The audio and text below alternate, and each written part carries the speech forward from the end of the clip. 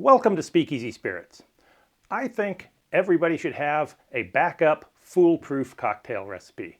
This is the recipe that's so simple, nobody should be able to screw it up. So when you find yourself out at a sports bar or a restaurant and you know the bartender is going to look at you funny when you order a last word, you've got to have that super simple backup recipe to call on. For my wife, that's a double tall vodka cranberry. So today I want to take that very simple 2-ingredient recipe and turn it into an elevated craft cocktail worthy of the speakeasy.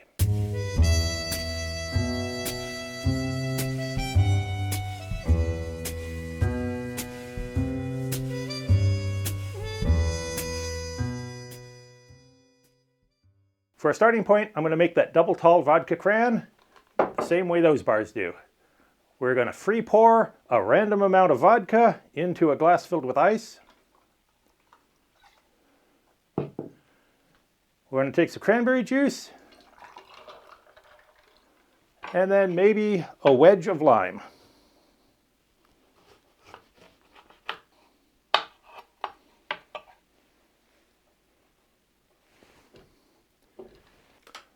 Let's add a straw. And there you have your typical double tall vodka cranberry from a bad bar.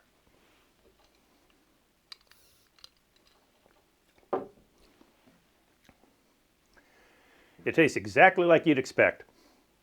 It tastes pretty much like cranberry juice. The vodka, being a neutral spirit, really doesn't add any flavors. It's just there for the alcohol. It's boring, it's simple, and yet bars can still mess this up. This is why I'm so against free pouring.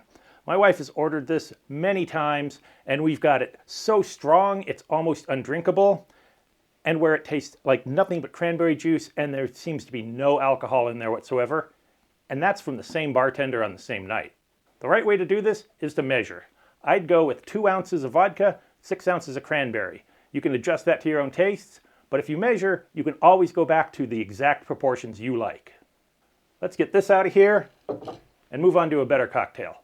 This next cocktail is a modern classic, and it's one of the recipes that really kicked off the modern renaissance of cocktails in the early 2000s. We're going to make a Cosmopolitan.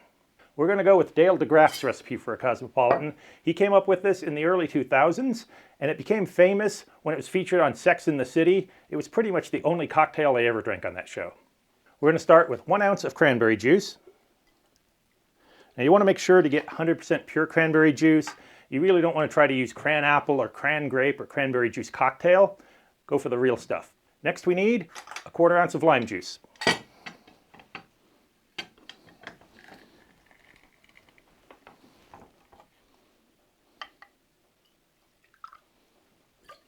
The lime's really going to brighten this up and add some depth to it that the vodka cranberry just wouldn't have. Then we're going to need 1.5 ounces of citron vodka. This is a lemon flavored vodka. Most of the big vodka brands make a version of this. I'm going to use Kettle One here. And there's 1.5 ounces. Next we need 3/4 ounce of orange liqueur. I'm using a dry curacao, but you can also use triple sec in this. There's 3/4 ounce. Now we're going to add ice and give this a good shake. You want to shake it for about 15 to 30 seconds.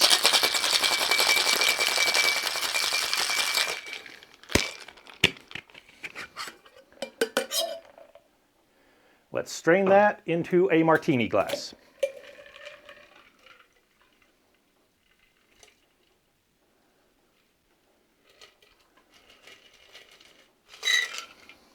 I'm going to garnish this with a little spritz of lime peel and discard this.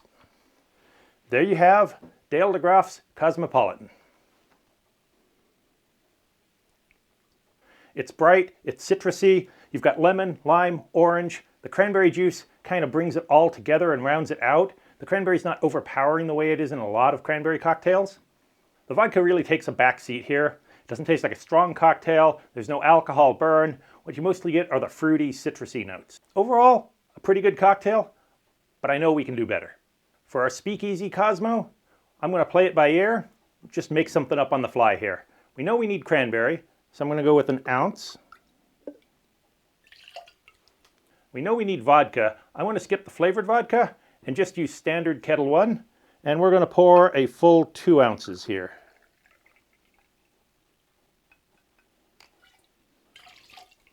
For our juices, we're going to go with 1/2 ounce of lemon and 1/2 ounce of lime.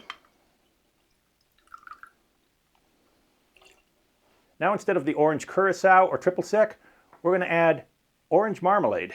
Now this has all the sugar we should need to sweeten it up. So let's add 2 bar spoons. All right, let's shake that over ice and see what we've got.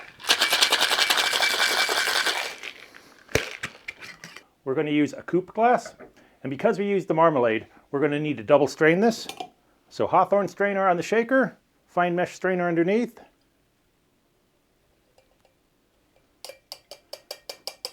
And let's garnish with a dehydrated lime wheel.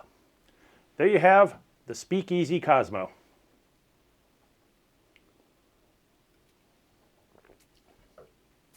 Oh, that's good.